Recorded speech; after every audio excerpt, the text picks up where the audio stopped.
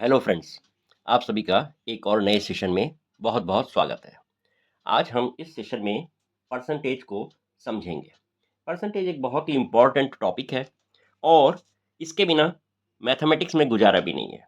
चाहे वो compound interest हो, सिंपल इंटरेस्ट हो, cost price, profit percentage, loss, speed, किसी भी तरह के क्वेश्चन में परसेंटेज का एप्लीकेशन बहुत आता है।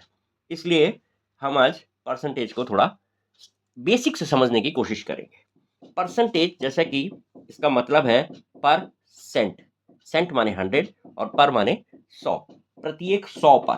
तो यहाँ पर ये बेसिक बातें तो आप लोगों को शायद क्लियर होंगी, ये मैं समझ के आगे बढ़ता हूँ।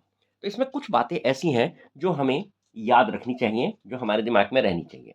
सबसे पहली बात तो ये है कि कुछ बेसिक परसेंटेज, जैसे यदि हम कभी कहते हैं 100%, तो ये होता है पूरा, राइट। 10% और 1%, ये हमें मुंह जबानी याद होने चाहिए। जैसे मान लीजिए कोई एक नंबर है 2468। 100% का मतलब है कि ये पूरा का पूरा, राइट। और यदि मुझे इसका 50% करना होगा तो मुझे अच्छी तरह ये ओरली पता होना चाहिए कि 50% का मतलब है इसका आधा कर दूं, मतलब ये हो जाएगा 1 2 3 एंड 4। फाइन। इसी तरह यदि इसका मुझे 10% देखना हो तो इस तरफ से एक प्लेस के बाद डेसिमल लगा देंगे, तो 246.8। और उसी तरह यदि 1% पर बात आए तो ये हो जाएगा आपका 24.68, राइट। और यदि जब हम ओरली 10% निकाल सकते हैं तो हम उसका 5% भी निकाल पाएंगे, जो कि इसका आधा हो जाएगा, अर्थात 123.4, राइट। और इस तरह से ये जो बेसिक इंफॉर्मेशन है ये हमारे दिमाग में पूरी तरह क्लियर होनी चाहिए। दूसरी चीज जो यह याद रखने वाली है वो है कि फ्रैक्शन और परसेंटेज एंड परसेंटेज। अब परसेंटेज में जब भी हम कोई चीज लेते हैं, हम टोटल मान लेते हैं उसमें 100 का। 100 में से कोई चीज की हम बात कर रहे हैं। यदि मैं कहूं 5%, तो इसका मतलब है 100 में से 5। लेकिन फ्रैक्शन में यही बात हम यूनिट में मानते हैं, उसको हम टोटल जो लेते हैं उसमें 1 लेते हैं। 1 1 में से कितना, राइट। जैसे कोई फ्रैक्शन में लिखता हूं 1/2, 1 के 2 हिस्से किए गए हैं, मतलब एक हिस्सा, आधे हिस्से के बारे में हम बात कर रहे हैं, ठीक है।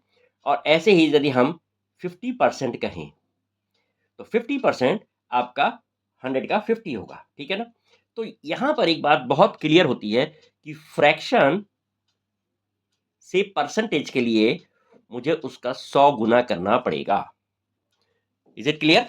तो यहां पर मैं मल्टीप्लीकेशन की बात कर रहा हूं। यदि किसी फ्रैक्शन को मुझे परसेंटेज में एक्सप्रेस करना है तो मुझे उसे 100 से मल्टीप्लाई करना होगा। और यदि मेरे को किसी परसेंटेज को फ्रैक्शन में लाना है तो उसे मैं 100 से डिवाइड करूंगा। फाइन। तो ये बहुत बेसिक है और आप में से बहुत लोगों को पता भी होगा, लेकिन फिर भी मैं इसे एक बार रिवाइज कर रहा हूं। इसके साथ साथ कुछ बहुत इंपॉर्टेंट बातें आती हैं, राइट। जैसे कि 1/2 fraction is nothing but your 50%, right. इसी तरह 1/3 फ्रैक्शन होगी तो ये है आपकी 33.33%।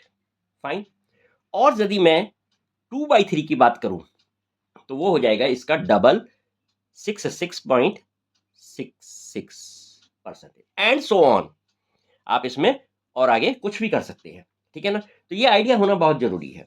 इसी तरह 1/4 क्या होता है, ये सबको पता है, 25% होगा, ठीक है ना। और यदि मैं 2/4 तो 1/2 हो जाएगा, राइट, क्लियर है। 3/4 की बात करूं, 3/4 तो वो हो जाएगा इसका 75%। फाइन। इस तरह से आप इसे आगे अपने आप समझ सकते हैं। 1/5 बहुत ही कॉमन चीज है, ये है 20% आपका, राइट। 20% है, 2/5 क्या होगा 40%, 2/5 होगा 40%, 3/5 60%। तो ये चीज़ें आपको अच्छी तरह समझनी है। इन्हें मैं इसलिए नहीं लिख रहा हूँ कि आपको याद करनी है, ये करते करते आपको अपने आप ही याद हो जाएगी जब आप इसका इस्तेमाल करेंगे और क्वेश्चंस में प्रैक्टिस करेंगे। अब 1/6 देखिए, 1/6 होता है आपका 16.66%। इसी तरह 2/6 तो 1/2 हो जाएगा, राइट, 1/3 हो जाएगा, और 3/6 1/2 हो जाएगा। हम सीधा डिस्कस करते हैं 5/6 यदि आपको निकालना हो। तो यदि आपको ये 16.66 पता है तो 5/6 आप ओरली निकाल लेंगे 83.33। If I am not wrong you can check and so on, you can extend it to any value. अब आगे देखिए, एक बड़ी इंटरेस्टिंग वैल्यू है 1/7। 1/7 में आपको कुछ नहीं करना होता है, ये है 14.28, 7 का डबल और उसका डबल, इसमें 7 की टेबल चलती है, ठीक है ना। इसी तरह यदि मैं 2/7 को कन्वर्ट करूंगा तो वो हो जाएगा 28.56%, फाइन। और 3/7 आपका हो जाएगा 42.84। आप देख रहे हैं यहां पर 7 की टेबल चल रही है, 7 2 7 2 7 4 एंड सो ऑन, ठीक है ना। इस तरह से ये चलता है। अब 7 में ये होता है तो 1/14, हालांकि इतनी दूर मुझे जाने की जरूरत नहीं है, लेकिन यहाँ थोड़ा सा मैं एक इंटरेस्टिंग पॉइंट देख रहा हूँ, इसमें 7 की टेबल चलेगी। इसमें आप करेंगे इसे 7.14, और सपोज 2/14 1/7 हो जाएगा।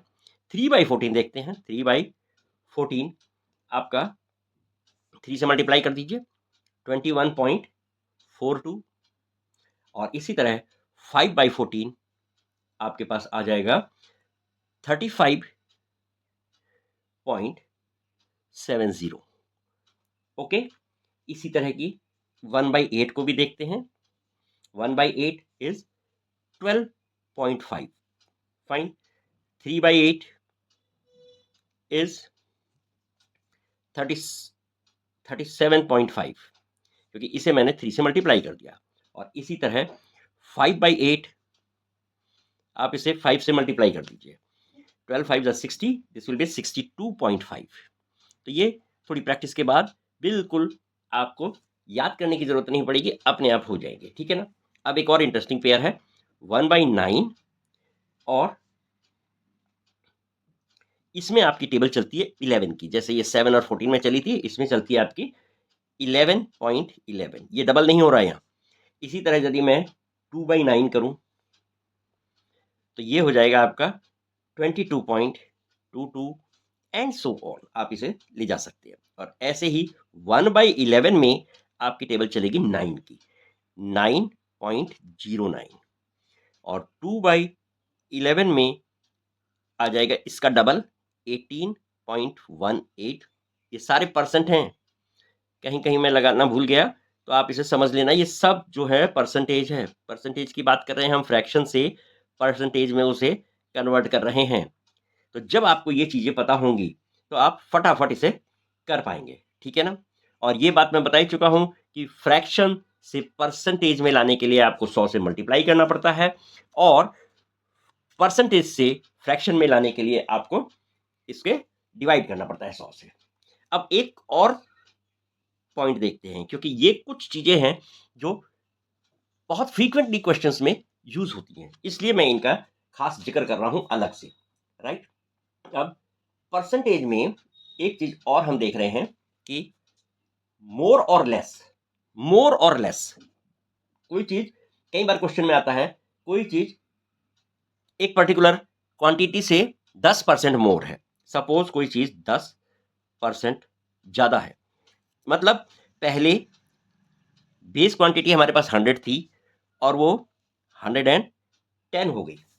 क्या मतलब हुआ इसका, ये 110 आउट ऑफ 100 हो गई। यदि मैं दोनों जीरो को कैंसिल कर दूं तो ये आता है मेरे पास 11/10, मतलब जो चीज 10 थी वो 11 हो गई। कितना बढ़ गया, एक बढ़ गया इसमें, ठीक है ना। तो ये 1.1 इसका एक मल्टीप्लाइंग फैक्टर है, ये मल्टीप्लाइंग फैक्टर है।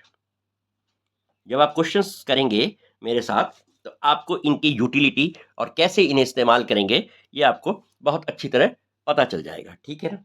अब आगे ये मल्टीप्लाइंग फैक्टर है। इसी तरह कुछ और बातें हैं कि यदि मान लीजिए 20% की इंक्रीज होती है तो ये जो 100 होता मेरा ये 120 बन जाता।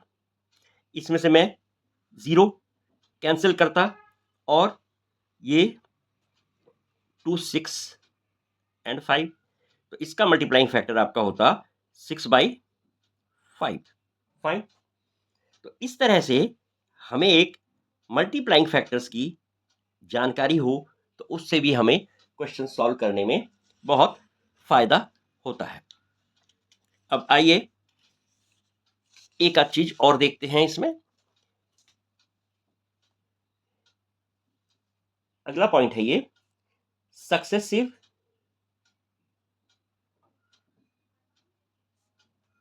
या नेट चेंज। कई बार ऐसे क्वेश्चंस होते हैं जिनमें सक्सेसिवली पहले 10%, फिर 20%, फिर 30% इस तरह से चेंज दिए होते हैं। तो उस केस में हम क्या करेंगे, देखिए मान लीजिए हमारे पास कोई एक क्वांटिटी है जो 10% बढ़ गई और फिर उसे हमने 20% और बढ़ा दिया, राइट। और इसके बाद हम इसे एक और बार 30% बढ़ा रहे हैं और अब हमारे पास जो फाइनल वैल्यू आई है। इस तरह के क्वेश्चंस बहुत आते हैं, इन्हें हम अलग अलग तरीकों से कर सकते हैं। अब आपको मालूम है 10% का मतलब होता है 110 110 ऑन 100। यदि ये क्वांटिटी मेरे पास 100 थी तो वो इस परसेंट के बाद 110 मतलब 11/10 हो जाएगी, ठीक है। फिर ये जो 20% है ये हमारे पास 20/100 होगा, दैट इज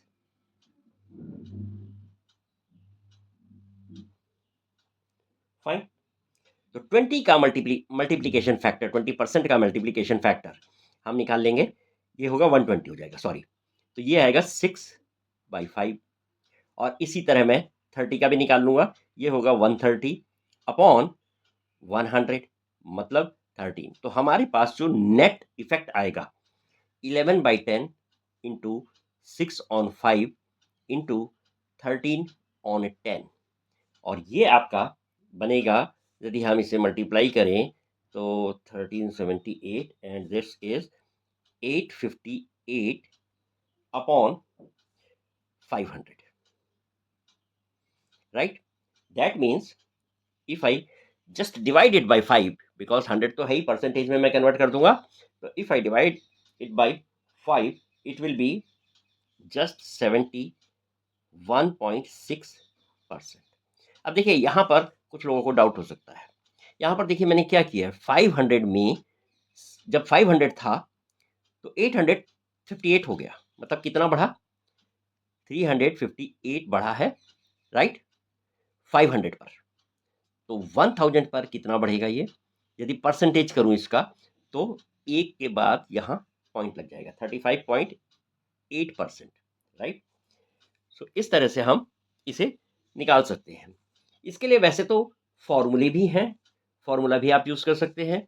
जैसे बहुत इंपॉर्टेंट एक फॉर्मूला है, जब हमारे पास x% की इंक्रीज एंड सेकेंड स्टेप में y% की इंक्रीज हो रही है, और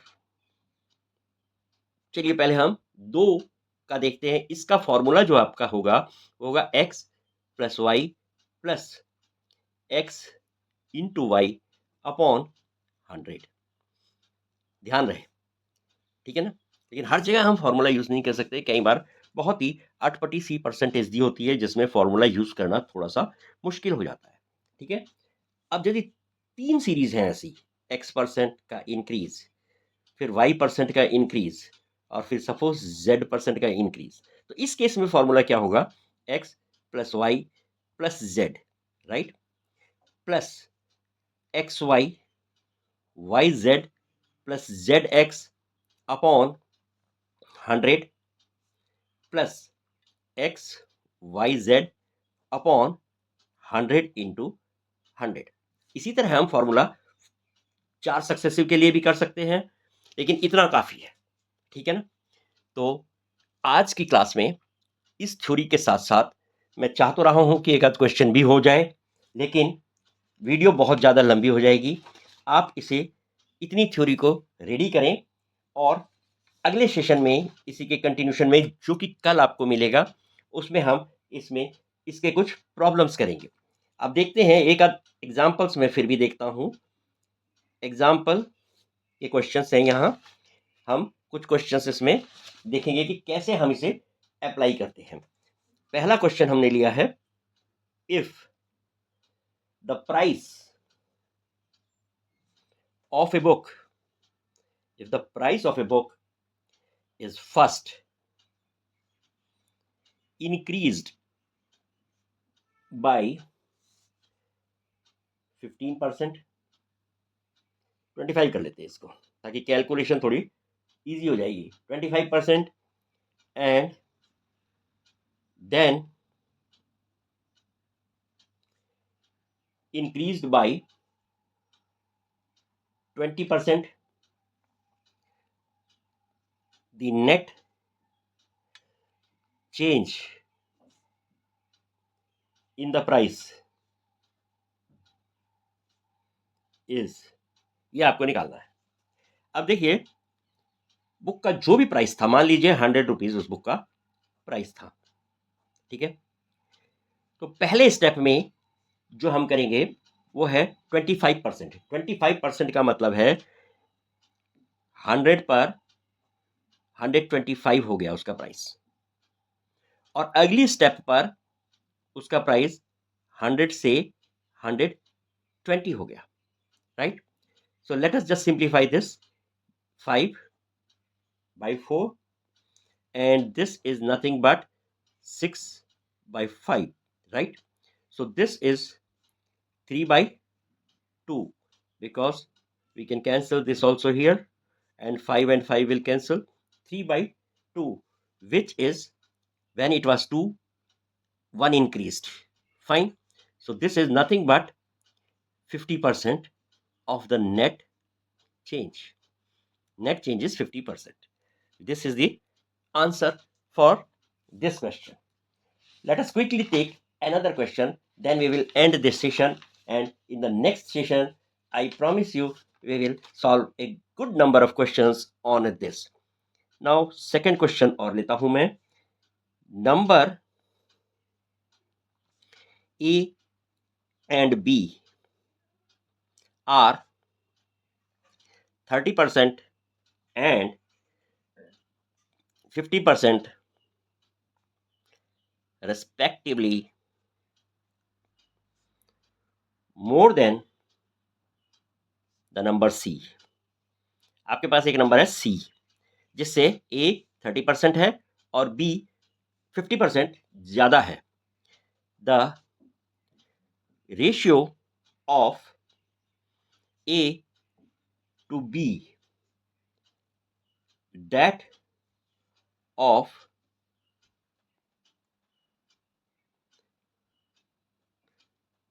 A to that of B is क्या होगा? इसके ऑप्शंस दिए हुए हैं, 13:15, सेकेंड ऑप्शन है 15:13, थर्ड ऑप्शन है 5:4 एंड लास्ट ऑप्शन है आपका 4:5। अब आप कैसे करेंगे इस क्वेश्चन को, देखते हैं। अब A, B और C हमारे पास 3 नंबर है, ठीक है ना। यदि C 100 है तो B उसका 50% ज्यादा है, तो ये 150 हो जाएगा और ये 130 हो जाएगा। इसे हमें रेशियो निकालना है A और B के बीच में, इसे हम रिड्यूस कर लें, 0 कैंसल, 13:15। बहुत ही सिंपल सा और बेसिक सा क्वेश्चन था। राइट। लेकिन मैंने देखा है इस तरह के क्वेश्चन में भी बच्चे अपने कन्वेंशनल मेथड को लेके उलझ जाते हैं। तो एनी है, आज का सेशन हम यहीं समाप्त करेंगे और अगले सेशन में आपसे वादा है कि और भी बहुत सारे ऐसे इंटरेस्टिंग क्वेश्चंस लेके इसी टॉपिक को हम कंटिन्यू करके इस पे आगे काम करेंगे, ठीक है ना। और वीडियो यदि आपको अच्छा लगा हो तो सब्सक्राइब करें, फॉलो करें और शेयर करें। Thank you very much, be happy, stay healthy till we meet the next. और एक आपसे और निवेदन करूंगा कि जिस तरह के आपको बहुत important topic wise regular sessions मिलेंगे, आप चाहे तो अपने आप को इस चैनल से कनेक्ट कर सकते हैं। Thank you very much once again, bye bye for now.